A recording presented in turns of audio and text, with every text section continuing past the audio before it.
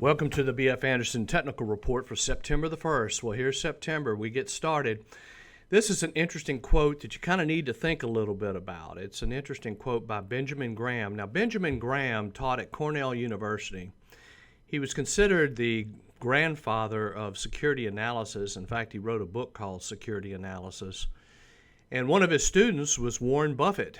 But anyway, he was a very interesting man. And this is what he says. He says, in the short run, the market is a voting machine. But in the long run, it is a weighing machine.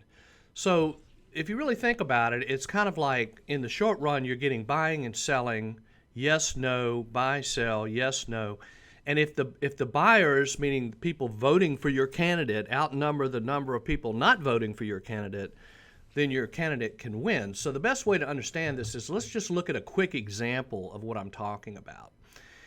First of all, this is Apple, and I'm going back to 2003. Now realize back in 2003, Apple didn't have a phone. They just had computers and something called the iPod. And then all of a sudden, the first thing to notice here about this time period was the S&P was in an uptrend. So basically, for the votes to come in, you've got to have an uptrend. And so as you can see here, market conditions were somewhat difficult during this period. And, you were getting more sellers than buyers in here. Then all of a sudden, boom, the buyers take over and your candidate is winning. This is where the what we call a gap up. It's gapping up because it's decided. It's somebody knows something. Some big institution, it's not your Aunt Sue. But some big institution, it could be Fidelity, it could be T. Rowe Price, it could be Vanguard, you don't know. But this is where you get the voting machine going your way. But then it becomes a weighing machine, meaning that you got to have some weight. You got to have something. You got to have something. And so as we all know, Apple had something. They had the iPhone. And so it continued to grow and get heavier and heavier because the market cap was roughly around 30 billion in here. And today it's at 2 trillion. So it's a voting machine in the short run, but in the long run, you got to really have something. I think it's an interesting quote. Let's see how we're looking here. Not good. Looks like we're kind of giving up the ghost here. We were in an uptrend. We broke down below that upper moving average. Now we're breaking below the lower moving average on the NASDAQ. Now here we have the mid-cap stocks, pretty much the same thing. Not seeing any kind of change here. New York Composite, we're breaking below that lower moving average. Here's the small caps breaking below the lower moving average. The S&P breaking below the lower moving average. Now what this all really boils down to is you want to stop buying, you want to sit tight, you want to make sure you have plenty of cash right now. Kind of hang on to your cash. Don't be in a big rush. Now we kept looking for confirmation from the 35-week moving average. We never got it. We got right up to the 35-week, but the troubling thing here is the 35-week is in a definite downtrend here, and we're not breaking above it. Now remember, we have to give above it for 2 weeks. Well, we barely got above it for 1 week. Now, if you look at the S&P 500, same thing on that 35-week. We got above it for about a week. It was looking like a second week, but then it failed. Then if you look at the 200-day moving average, which I think is pretty important, you can see here that we got rejected right here, when it tried to penetrate the 200-day. Now it's breaking down. So again, I just think it's a time to be cautious. Don't be in a big rush here. Aggression index, this is a ratio where we're comparing growth stocks to consumer staples, and you can see here we're getting a sell signal. Now we're not making a fresh low, but the index the ratio is definitely not going in the right direction. Now on our 3 economic indicators, interest rates are starting to trend back up again here. Price of oil breaking down, actually trending down. It's been down hard this week. Financial stocks, again, trending down, not looking all that positive.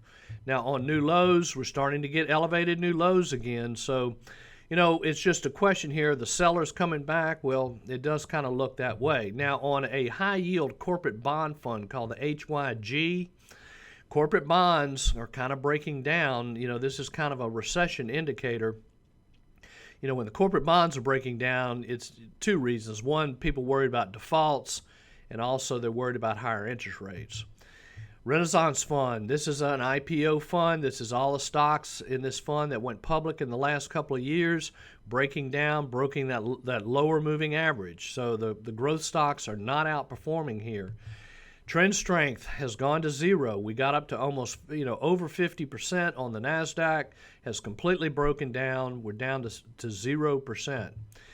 Here's the S&P 500 trend strength, continues to have trouble as well, back down to 0%. Now on the VIX, we're seeing somewhat of a bounce in the VIX, which is not really very positive. We don't want to see volatility increasing, but it is. It is increasing. We got to just look at the facts here. Yield curve continues to stay quite in the recession area. And when the yield curve inverts, it basically means that the banks are going to have trouble making money, because the banks tend to pay for their deposits on the short end, and then they lend money on the long end. So when the long bond is lower than the short bond, it means that their profit margins are contracting, and they're going to be less likely to do lending. And we all know our country's economy does depend on credit.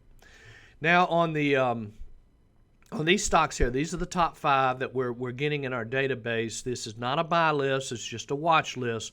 But you can see here, like we talked about earlier with Apple, you got a gap up here. This is where the buyers basically took over. You got a gap up in this thing, and then you've got what we call an ascending flag formation. However, we're starting to see a little bit of trepidation in here around that 10-day moving average. This is an interesting company. They really have a breakthrough technology that's quite disruptive in the medical field. This is Petrobras. Again, the price of oil has been going down. The stock's been a very strong uptrend, but then again, it too is kind of challenging that 10-day moving average. I would continue to watch that one. In-phase energy, another example of a gap up. In fact, this is what we would call a double gap up. Gapped up on earnings. When they announced their earnings, their profit margins actually went up. This is a very profitable business, by the way. They're into batteries and solar, and they have what they call the in-phase product. The in-phase, I can't think of the word for it, but it's a product they have where it's, you get solar, you get battery, you get the whole package. You actually get a charging station for your car. Anyway, you can see here it's kind of rolling over as well. We're seeing a little bit of trepidation in this around the 10-day moving average. EQT, which is mainly natural gas, we're seeing kind of a breakdown there as well. And then last but not least, we have First Solar. The solar stocks are really acting interesting. This is another example of like a double gap up. You got the gap up. So in other words, the buyers are in control here. Your candidate is winning. So it's a voting machine here in the short run, and the buyers are winning. However, it's a weighing machine in the long run, so this thing is really taken off and doing well. Kind of would say this is probably one of the stronger looking patterns we see in our group right now. So if you have any questions, feel free to call. Thank you very much.